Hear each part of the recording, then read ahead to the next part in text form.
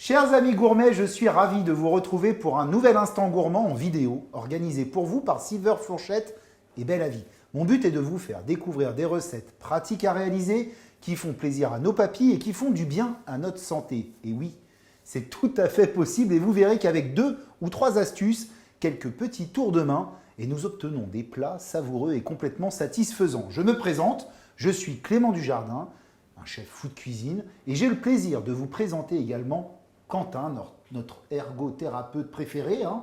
Comment vas-tu? Super. Là, ouais. Prêt? Là, je suis prêt là. Aujourd'hui, on va voyager un peu, Quentin, tu vas voir. Donc, pas trop fatigué, ouais. On va y aller tranquille. Ouais, mais on va y avoir du sucre là, tu vois. On va faire la plein d'énergie pour la route. C'est ça. Alors, Quentin, tu vas peut-être nous parler de ton métier, si tu veux bien, et puis du projet Silver Fourchette et Belle à Vie. Eh ben, avec plaisir. Donc, ergothérapeute, qu'est-ce que c'est? Du coup, nous, on intervient sur du domicile auprès des personnes pour les accompagner dans leurs activités de la vie quotidienne pour qu'elles puissent regagner en autonomie, faire les choses, pouvoir faire un maximum de choses elles-mêmes, sécuriser leurs activités, etc. Ou prévenir éventuellement des petites problématiques de perte d'autonomie, des risques liés au domicile. Et donc, au sein de Belle à Vie, on travaille surtout avec des personnes âgées pour les accompagner dans leurs projets d'aménagement du logement et leur procurer des petits conseils, notamment par rapport à la cuisine, sur des petites techniques qu'on va voir ensemble, qu'on peut mettre en place dans cette activité. Et d'un autre côté, Silver Fourchette, eux, interviennent auprès des seniors pour des conseils en matière de nutrition, de bien manger et surtout de plaisir au travers de la nourriture. Donc finalement, c'est un peu dans cette perspective-là, un peu de faire coïncider ces deux visions qu'on est là aujourd'hui. Sachant que Silver Fourchette est spécialisé dans la bonne alimentation des seniors. Surtout les seniors peuvent être aussi touchés par une certaine forme de perte d'autonomie. Et l'idée, c'est de dire, on peut perdre en autonomie, ce n'est pas un problème, mais gustativement, on peut continuer à se faire plaisir et on peut lier les deux. Exactement, et de toujours essayer parce que la nutrition, c'est quand même un des piliers de la bonne santé. Hein, et du bien-être aussi, du bien-être psychologique. Et tu sais que, enfin, vous savez, Quentin, il arrive toujours les valises pleines, avec des outils à chaque fois plus surprenants les uns que les autres. L'objectif étant de vous aider à cuisiner et pallier certains problèmes pour serrer, pour utiliser les 2 mains et ainsi de suite. Donc, l'objectif, c'est de vous montrer qu'on peut continuer à se faire plaisir, même si on a perdu un peu en autonomie, en gestuelle, je ne sais pas comment tu dis. Toi, oui, voilà, tout à fait. On parle de dépendance quand c'est moteur et d'autonomie généralement quand c'est plus cognitif et ce genre de choses. Mais bon, après, c'est pas grave si on mélange les deux termes. Hein, on est dans le langage courant. La finalité, c'est de réussir à se faire plaisir. Voilà. C'est l'objectif de cette petite recette. Et de se mettre un peu en situation avec tout ce matériel finalement. Et je vois justement qu'il y a plein de bonnes choses sur la table. Plein de bonnes choses. Alors bon, comme ça, d'un prime abord, on ne sait pas trop où on va. Hein, je vois un peu là de la coco. Lait de coco. Alors aujourd'hui, moi je vais vous inviter à voyager. Une invitation au voyage vers un pays lointain. Fermez les yeux, au soleil. Autour de nous, c'est la plage, la mer turquoise, le sable blanc. Quentin, il ferme les yeux. Les palmiers et les cocotiers. Et en voyant tout ça, on n'a qu'une seule envie, c'est de déguster quelque chose de frais, de parfumé. Alors à mon sens, la coco, avec son goût subtil et dépaysant, est l'ingrédient parfait. Et je vous propose donc de confectionner ensemble une sorte de crème renversée flan coco, dans l'idée. Est-ce que ça te plaît? Je suis très curieux de voir ça. Eh bien écoute, on va se lancer. On va commencer notre recette par l'ustensile que je préfère, que Quentin a amené dans sa valise. C'est le casse-œuf. Le casse-œuf. Moi, j'adore cet ustensile. Alors, quand on casse les œufs, on ne les casse pas tous dans le même récipient. Ce qu'on peut faire, c'est se prendre un petit bol et on casse les œufs un par un dans notre petit bol. Comme ça, si l'œuf est légèrement... on peut avoir un œuf pourri, ça arrive. On ne va pas le mélanger avec tous les autres œufs. Voilà, et donc, le casse-œuf, alors ça, moi, c'est... on ne met pas tous ces œufs dans le même saladier, du coup. Dans le même saladier ou dans le même panier? Là, on va le mettre dans le saladier parce que sinon ça va couler. Quentin est d'humeur jeu de mots aujourd'hui. C'est notre petit ramucho du jeu de mots aujourd'hui, Quentin. Toujours. Écoute, au moins la bonne humeur règne sur le plateau. Alors, on va mettre l'œuf, en fin de compte, dans ces 2 petits cercles. Arceaux, voilà. Et on va se mettre dans ce sens-là, hein, c'est ça? Tout à fait. Et là, en fin de compte, comme avec une agrafeuse, hein, c'est ça? Hein, c'est un agrafe-œuf, en fait. Un agrafe-œuf. Eh bien, on va appuyer d'un coup sec, hein, c'est ça? Voilà, exactement. Hop, superbe. Ouais, j'ai été un peu... tu vois, là, C'est le premier coup. faut que j'apprenne à l'utiliser correctement, hein, mais c'est vraiment génial. Hein. Hop. J'ai une petite coquille. On va peut-être prendre une cuillère pour la pêche. Allez, vas-y, je te laisse le récupérer. Moi, je vais mettre en position mon deuxième œuf. Là, il va falloir qu'on en casse plusieurs parce que cette recette-là, on va la faire en quantité. Alors, vous n'êtes pas obligé de tout cuire le même jour. Hein, vous pouvez en faire une belle petite quantité et puis vous les cuirez quand vous en avez besoin. Je me remets au-dessus de mon petit saladier et je casse mon deuxième œuf. Hein. Ah oui, là, c'est mieux déjà. Tiens, je commence à maîtriser. Ah, le coup de main qui vient. Ouais. Allez. On enchaîne. Travail d'équipe. Ah, Ah. Celui-ci, un peu plus. Il fait de la résistance là. c'est un œuf qui fait de la résistance. C'est pas grave, tu vois. D'où l'intérêt. Superbe. Ah oui, je l'avais peut-être mal positionné, tu vois. J'ai pris la confiance et voilà. Et là, c'est le drame, quoi. Hop. Allez. Voilà. Et on continue. Ouais. Tu vois, je vais te laisser continuer. Je pense que tu as un meilleur coup de main que moi. Ah, c'est l'habitude. Hein, Ouais. Moi, c'est un truc super sympa, mais je voudrais pas... peut-être parce que j'ai mis une coquille dessus et que ça empêche le fait que la lame casse l'œuf. Parce qu'en fin de compte, on a une lame en dessous qui vient écarter la quand coquille. on appuie sur...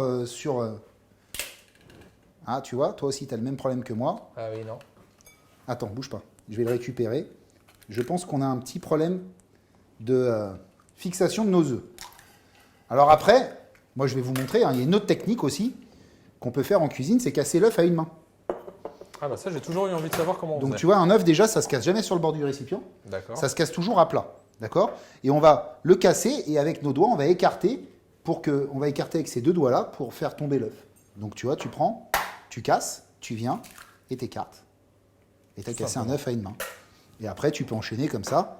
C'est comme ça qu'on fait. Alors, il y a certains pâtissiers, ce qu'ils font, c'est qu'ils prennent des œufs dans deux mains et tac, tac, tac, tac. Parce qu'ils ont une quantité d'œufs très importante à casser.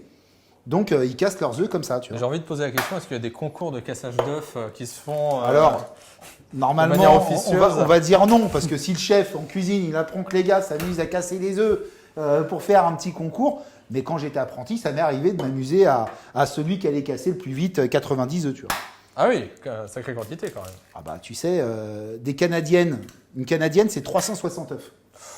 Moi j'ai certaines cuisines où j'ai travaillé, on avait 360 œufs qui passaient dans la journée. Hein.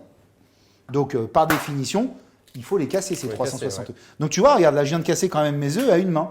Alors c'est un coup de main à prendre, mais si vous n'avez pas le casse-œuf, vous pouvez apprendre à casser vos œufs à une main. Alors au départ, vous allez avoir quelques coquilles, mais une fois qu'on a pris le coup de main, on se débrouille. Hein. Tout vient tu vois avec le temps. Hein. C'est toujours une question d'entraînement en fin de compte. Alors par contre, ce qui est très important quand on casse les œufs, quand on a fini, c'est 1, de se laver les mains et 2, de laver son poste de travail. Parce qu'un œuf, je vais vous apprendre quelque chose, ce n'est pas lavé après la ponte. Non, un œuf, c'est donc très sale. Un œuf, il faut... c'est la salmonelle. Hein. Il y a, dans certaines cuisines, on utilise beaucoup d'œufs. On a une pièce spéciale pour casser les œufs. Hein, c'est assez dangereux. Donc on se lave toujours les mains quand on a fini de travailler des œufs et on nettoie son poste de travail aussi. D'accord ? D'accord. Ensuite, on a nos œufs. Là maintenant, on va se faire un flan coco qui va être très facile à réaliser. On va mettre dedans 100. Dis-moi ce que ça sent. On y a de la vanille. C'est de l'extrait de vanille. Voilà, tu vois. Petit extrait de vanille. Si vous avez une gousse de vanille, on met une gousse de vanille. Hein. On vous a mis de l'extrait, parce que la vanille, ça coûte quand même relativement cher. L'extrait de vanille coûte un peu moins cher. Ensuite, on a un citron. Et il va falloir qu'on zeste notre citron. Alors, tu vois, on a une microplane en cuisine. Et à la maison, quand vous utilisez une microplane, vous avez souvent tendance à vous tromper. C'est-à-dire, vous prenez votre citron et vous passez la microplane sur le citron comme ça. Vous faites l'inverse. Vous passez, le citron sur la microplane comme ça. Et donc, vous ne voyez pas ce que vous faites en fin de compte. Le but, quand on prend le zeste d'un citron, c'est de s'arrêter dès qu'on arrive au blanc. Le blanc, dans un agrume, c'est l'amertume. D'accord ? Donc, on va juste passer avec notre microplane comme ceci. Et tu vois, dès que j'arrive au blanc, je tourne mon citron. Vraiment très délicatement. C'est ça. Juste on vient un petit coup. juste prendre le zeste. On ne veut pas le blanc. On ne veut pas d'amertume. On veut la saveur de notre citron. Alors, on prendra bien évidemment un citron vert non traité. Hein. La peau dans les agrumes, c'est là où on a le plus de pesticides en général. Donc on prend des agrumes non traités, c'est mieux. Et tu vois, regarde, dès que j'arrive au blanc, eh bien je m'arrête. Je ne m'embête pas. Voilà. Et là, je vois les agrumes, je vois les zestes que j'ai prélevés. Et on sent déjà l'odeur. Alors si on veut, on peut Ça sent s'amuser frais. à se mettre sur un petit flan coco comme ça. On pourrait partir sur un petit kombava. Le kombava, c'est un citron vert sauvage. Le parfum sera aussi génial quand c'est la saison. Faites-vous plaisir. Si vous n'aimez pas le citron, vous mettez de l'orange. Si vous n'aimez pas l'orange, bah, vous mettez rien. Hein. Ou vous pouvez mettre un citron jaune. Cuisine comme on aime. Hein. Ensuite, on va mettre 2 laits concentrés. Un sucré, un non sucré. Alors, on va compter en boîtes. Vérité, ces 2 boîtes-là, ça équivaut à la même chose que cette boîte-là. Hein, c'est la même quantité. Mais si vous avez que des petites boîtes, vous compterez la quantité en boîtes. C'est-à-dire, on mettra 2 boîtes de lait concentré non sucré et on mettra 2 boîtes de lait concentré sucré. Après, on peut regarder la De la masse même non, taille. sur les. Comment? C'est juste en regardant la masse sur les boîtes. Alors, on ne va pas regarder la masse. Là, on parle en volume. Attention. D'accord. Ah oui. À pas confondre Pas la masse même et chose. volume, hein, les amis. Là, c'est pour ça qu'on parle en volume. C'est ce que je vous expliquais. Alors, tiens, là, tu vas pouvoir nous montrer un truc, je pense. Petite astuce, ouais. Comment on ouvre une boîte. Parce que maintenant, vous retrouverez beaucoup dans le commerce des boîtes comme ceci. D'accord? Alors, je sais que toi, tu as un appareil superbe, c'est celui-ci, Celui-là, oui, Voilà. exactement. pour ouvrir les boîtes. Alors, en gros, hein, c'est un ouvre-boîte électrique. Tout à fait. Si Hein. on le pose, il fait son Et on petit a travail tout une seul. petite Roue crantée. Hop. une roue dentée qu'on va mettre dessus et qu'on va poser ici. Et ensuite, il va tourner tout seul autour C'est ça. en tout à appuyant fait. sur le bouton électrique qui est là. Voilà, C'est ça. exactement. Donc ça, c'est pour les boîtes où on n'a pas cet opercule. Mais maintenant, Exactement. on a quasi que des boîtes avec des opercules. Comment tu ouvres une boîte avec... Parce que alors moi, il y a un truc qui m'énerve. Je te le dis tout de suite. Et ça a le don de m'énerver. C'est le chef qui est en train de monter tout seul. Attention. C'est ces opercules. Moi, à chaque fois, il me reste dans la main et je me retrouve devant ma boîte que je ne peux plus ouvrir. Tu sais, ce qu'ils appellent les ouvertures faciles. Ouais, oui, on les connaît, les Hein. ouvertures faciles. Hein. Montre-moi comment tu ouvres ces boîtes-là en imaginant que tu as perdu un peu en autonomie en fin Bah, de compte. c'est hein. plus pour des personnes voilà, qui ont beaucoup moins de force au niveau des doigts. Mhm. Et en fait, de tout simplement venir utiliser par exemple, avec une fourchette. Mhm. Bon, vaut mieux une fourchette qu'un couteau parce qu'un couteau, ça peut très vite devenir dangereux. En fait, l'idée, c'est tout simplement déjà de venir faire levier au niveau de l'opercule et en fait de venir avant. Parce que plus Et, on en, ah oui, plus et on ce qui est augmente la intéressant, c'est que distance tu du prends, levier, c'est ça, c'est que tu prends loin pour avoir plus de accentuer force. ta force. pour avoir plus de D'accord. force, exactement. Et après, ben voilà. Donc là, on vient. Alors, Hop, ah oui. voilà, en prenant appui. Attends, je m'éloigne parce que là, j'ai peur que tu me coupes le visage. hein. On prend appui là, on prend appui sur le bord de De la boîte. la boîte pour tout simplement faire un levier pour venir tirer après Superbe. un peu plus facilement. Et alors là, on est sur du lait concentré sucré. Est-ce que tu mangeais ça quand tu étais petit? Je n'en ai plus vraiment souvenir. T'en pour as être plus honnête. souvenir? Alors moi, j'adorais ça. Alors ma mère n'en achetait jamais. Donc c'était chez les copains que je mangeais cette cochonnerie parce que c'est vraiment une super cochonnerie, mais tellement bonne. Et on va couler notre lait concentré sucré. C'est le seul sucre qu'on mettra dans notre préparation. Enfin, il y aura un caramel parce qu'on va travailler dans l'idée d'une sorte de crème renversée. Donc on fera un caramel au fond de nos moules. Mais tu vois, regarde. Là, c'est le... Tiens, goûte. Allez. Hop. Il faut toujours goûter en cuisine. Mm. Tu sais, ça s'appelle la conscience Tout à fait, professionnelle oui. ou de C'est la gourmandise. très À professionnel. toi d'en juger. hein. Mm. Lait concentré sucré, c'est vraiment... ça avec un petit Ah, peu de pain. hein, je un petit regrette, pain. je regrette de ne pas avoir Ah, connu oui. ça quand j'étais Non, petit. Un petit bout de pain, un petit morceau de beurre, le lait concentré, ça passe tout seul. hein. Et là, on va se mettre le lait concentré non sucré. Alors, est-ce que je vais encore casser? Non, j'ai réussi. Superbe. Alors lui, il va être beaucoup plus liquide hein, dans l'idée. Tu vois? Attention. Oula, on va se tâcher là. Hop. Superbe. Petit dégât avec le lait.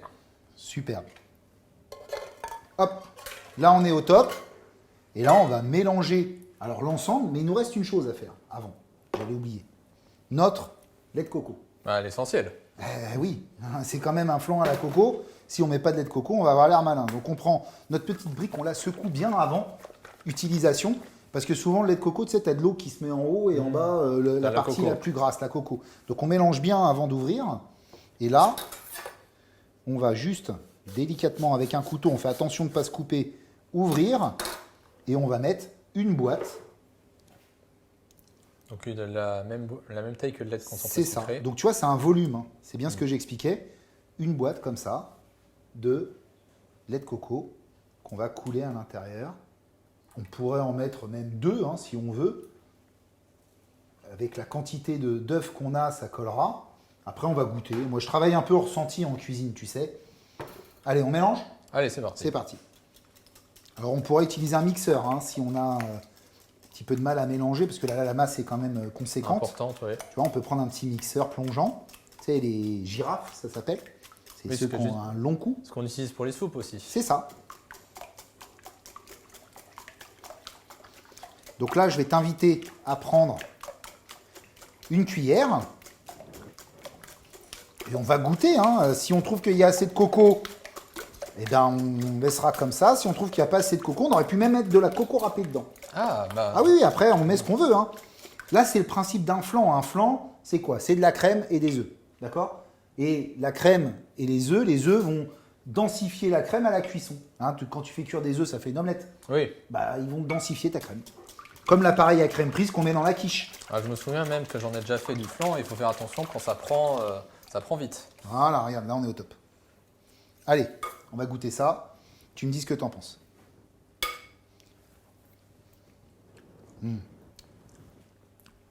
Moi, c'est On a la parfait coco. niveau coco. Ouais, on a la coco. On a le lait concentré sucré. Hein, on le sent bien. Bon, Hein. petit goût. On est bien. On va ranger un tout petit peu notre poste. Donc, notre appareil à flan est prêt. Et je t'ai dit qu'on allait le faire version un peu crème renversée. Oui, oui, Une c'est crème renversée, c'est quoi? une crème qui est renversée. Crème retournée, et souvent, tu as un caramel qui coule dessus. D'accord? Eh ben, il faut qu'on fasse un caramel. Donc, on va prendre une casserole et je vais vous montrer comment on fait un caramel. Il n'y a rien de plus simple à faire. Très souvent, quand vous faites des caramels à la maison, eh bien, vous êtes en stress total. Parce que le caramel, on le fait brûler, on l'oublie, on ne sait pas très bien gérer. Moi, ce que je fais, c'est que je mets mon sucre dans ma casserole. Et ce sucre, je mets tout de suite de l'eau dessus. Parce que souvent, on vous dit caramel à sec, on vous fait partir sur le feu à sec. C'est ça qui fait que vous ratez. Donc, on va mettre de l'eau, juste pour imbiber notre sucre. Donc à peu près Juste à hauteur du hauteur sucre, du hein, tu vois. Regarde, vraiment, hein, j'ai juste ce qu'il faut. Et là, ce que je vais faire, c'est que je vais me mettre sur un feu à fond. un fond. À fond. À 10 sur 10. Là, l'objectif, quand tu mets du sucre dans ton café, qu'est-ce qui se passe? Bah, il se répand un peu partout dans l'eau. Il fond. D'accord? Bah là, il va fondre dans l'eau que j'ai mis. Une fois qu'il va avoir fondu, eh bien, il va se densifier, il va cuire. Et là, on va monter en température tranquillement. Ce qu'il ne faut surtout pas, c'est mélanger. Si tu mélanges, tu pousses les cristaux de sucre sur le bord, et après, ton caramel, il devient tout dur. Ça s'appelle masser, c'est une réaction chimique. D'accord? Alors, allez, on va faire un peu de technique. Si on met de l'acide ascorbique, c'est-à-dire du jus de citron, on évitera cette réaction chimique qu'est le fait que ton sucre masse. D'accord?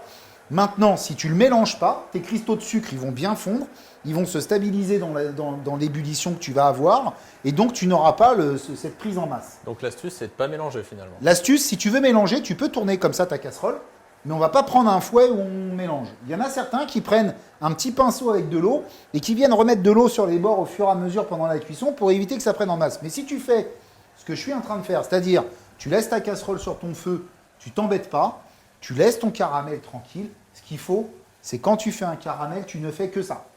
Pourquoi? Parce que là, tu vois, écoute bien. Il Tu va sens- changer de bruit, oui. Ça... T'entends à l'oreille, tu sens déjà que ton caramel, là, il a changé de texture. S'il change de bruit à l'ébullition, c'est qu'il est en train de changer de texture. Là, tu vois, il a commencé à se densifier. Là, on doit être dans les 110, 115 degrés. Quand on va arriver à 120, on appelle ça le sucre cuit au boulet. D'accord? Là, nous, on veut aller chercher du 180 degrés. Ce qu'on veut, c'est que notre caramel, regarde, là, il commence à monter. commence à Regarde, devenir jaune, tu là. vois la coloration là? Là, Ouais. tu vois, je vais commencer à le tourner sur lui-même pour répartir cette coloration. Voilà. Mon objectif, c'est que mon caramel, lui, il monte à 180 degrés. C'est là où il va se charger en amertume et en coloration. Donc là, regarde, je vais baisser mon feu. Là, la coloration est bien Là, prononcée. je suis vraiment au top. Pas encore assez, tu vois. Faut presque que tu aies l'impression, tu vois, quand je le tourne, c'est juste pour que cette couleur marron se répande un peu partout. Un peu partout. Voilà, regarde. Là, on est sur une belle couleur. on est au top. Je vais te laisser sortir un liège. Hop. Voilà, on va se mettre là. Et regarde, je vais venir poser mon caramel ici. Alors un caramel, c'est comme une voiture lancée à 130 sur l'autoroute. Hein, bah, quand tu freines, ta voiture, elle ne s'arrête pas tout de suite. Et bah, ton caramel, il est encore en train de cuire. Donc là, il est encore en train de monter en température. Attention, pas d'excès de gourmandise à la maison. On ne met pas le doigt dedans pour aller goûter. C'est chaud. Ah là, on va s'en souvenir.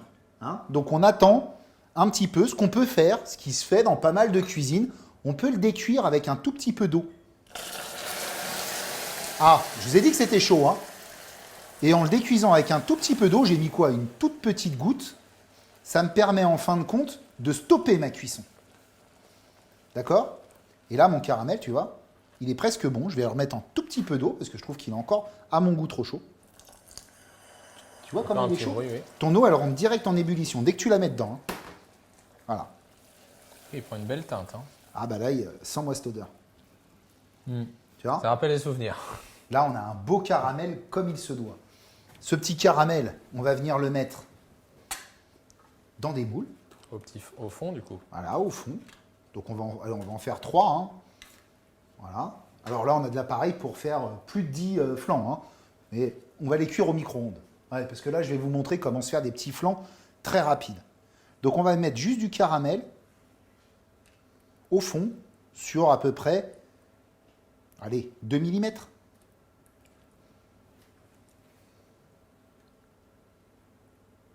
Voilà. Tu vois cette belle couleur qu'on a là? Alors, ouais, tant qu'on y est, on va en faire d'autres. Hein. On va se les mettre ici. Ce sera pour plus tard.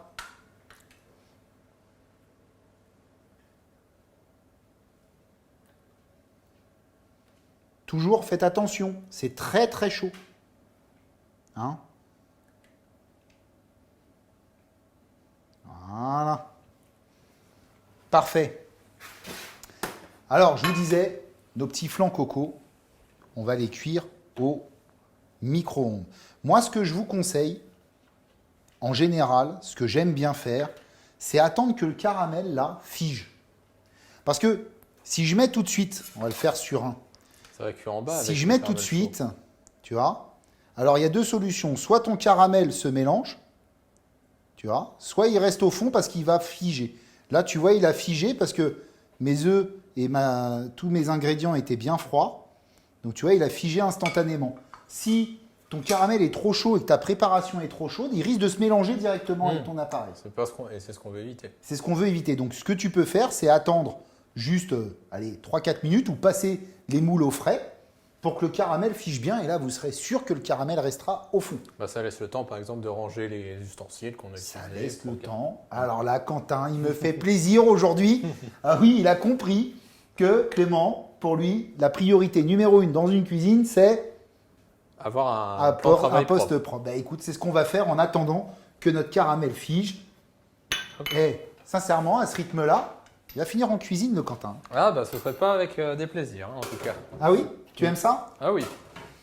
Bon, après, j'ai pas forcément les connaissances, mais bon, ça s'acquiert avec l'expérience. Alors, la cuisine, il n'y a rien de compliqué. Hein.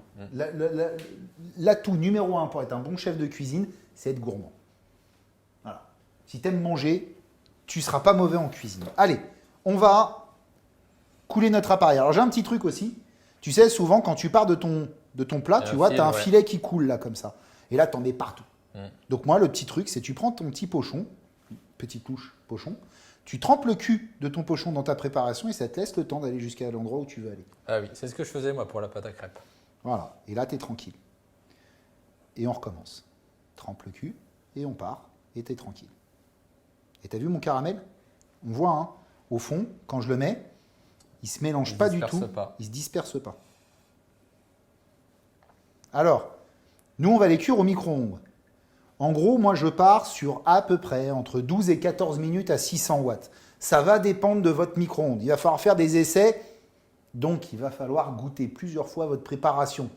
Quel dommage. Hein, il va falloir. C'est malheureux. C'est le côté désagréable du métier. Être obligé de goûter comme ça, c'est vraiment.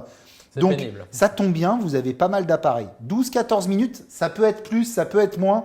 Si votre micro-ondes est plus vieux, ça sera sûrement plus. Si c'est un micro-ondes assez moderne, ça sera sûrement moins. 12-14 minutes, 600 watts, hein, pas 800. Faites attention à bien régler les watts. Donc là, j'ai mes 3 moules qui sont faits. Et donc, on est parti, hein, comme je vous ai dit, micro-ondes, 600 watts, 12 à 14 minutes. C'est parti. Ma cuisson est terminée. J'ai mes 3 petits flancs qui ont cuit. Alors, si on veut vérifier la cuisson, on prend un couteau d'office et il y a plusieurs solutions. On plante notre couteau d'office à l'intérieur, comme ceci. On attend 3-4 secondes. On regarde la lame si elle est propre, c'est que c'est cuit. Et il faut qu'on touche ici. Si c'est chaud, c'est que c'est cuit. D'accord? Alors on peut le faire ici, mais ici les cloques, c'est moins sympa que sur l'avant-bras. Hein. C'est l'heure fatidique. On sent des moulins? Allez, c'est parti. Allez, j'y vais, je vais le faire. T'inquiète. Ah, toi, tu sors les couverts directement. Oui. Le Quentin, c'est pas le dernier gourmand, hein, je vous le dis tout de suite. Allez, Hop. là, je vais essayer de ne pas en mettre partout. Ah, on a notre caramel qui coule. Regarde ça. Oh, très bien. Ah, c'est beau. Topissime. Alors, Bah déjà, au niveau la petite visuel, cuillère. Niveau visuel, c'est top. tu valides ou pas? On n'est pas loin de la crème renversée. Tu vois, il s'est légèrement liquéfié, hein, ton caramel, c'est normal. Parce que ton flan lui donne aussi, l'alimente. Et avec la condensation, il se liquéfie. Je te laisse goûter. C'est parti. Hop. Ah ouais, c'est une petite bouchée, ça. Oh, mais pour commencer. Attends, moi je vais y aller.